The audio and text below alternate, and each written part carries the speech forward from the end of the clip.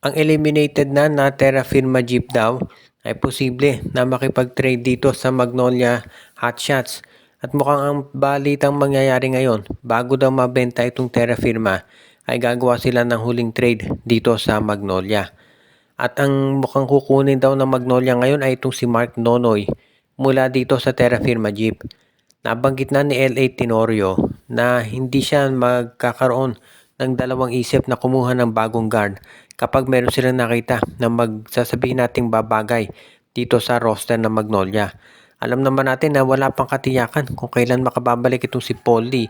So kinakailangan daw talaga nitong Magnolia na kumuha ng additional na point guard. At mukhang ang nakita nga nila na babagay ay itong si Mark Nonoy. Si Mark Nonoy maganda nilalaro nito sa Terra Firma. Kaya pwedeng-pwede na itong pitasin ng Magnolia kapalit ni Peter Alfaro. Kung sakasakala ito si Mark Nonoy ang magpapatuloy dito sa tinatawag na youth movement sa Magnolia. Kaya nga kung makuha nila itong si Mark Nonoy, sigurado na magdadagdag yan ng tinatawag na lalim ng bench nitong hotshots. At yan ang nababagay sa ngayon dito sa Magnolia. Lalo na at medyo matindi makakaharap nila TNT tropang 5G. At meron pang twice to beat advantage itong tropa. Kaya nga nasisiguro natin na medyo mahihirapan talaga itong Magnolia kung hindi sila kukuha ng additional na mga players katulad nitong si Mark Nonoy. Alam din niya ni Coach L.A. Tenorio, kaya nga talagang kinukuha nila o gumagawa sila ng paraan para ma-acquire nga yung ibang mga top talents ngayon. Kung sakasakali na ito si Mark Nonoy ay makuha nila kapalit ni Peter Alfaro, solid trade yan para dito sa Magnolia Hotshots at nasisiguro natin na hindi sila magsisisi kapag ito'y natuloy. Lalo na at dito sa laban sa TNT, kinakailangan nila ng mga additional pang personnel na magagamit talaga para maging mas malakas yung kanilang fighting chance. Ang isang team na hindi maglalaro sa playoffs ay itong Phoenix Fuel Masters dahil maaga sila na-eliminate. At ngayon, mukhang kinakailangan na talaga na mag-revamp nitong lineup ni Coach Willie Wilson. Alam nating lahat na first conference pa lang ito ni Wilson, so dapat ay bigyan pa ito ng second chance.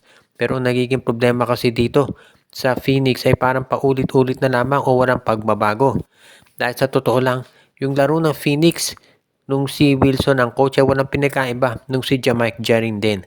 Ang nagiging problema dyan talaga sa tingin ng karamihan ay yung management dahil kung titignan naman natin yung mga players nitong Phoenix Fuel Masters, mukhang maganda naman yung kanilang composition. Ang nagiging problema lang talaga ay yung mga tinatawag na pag-handle dito.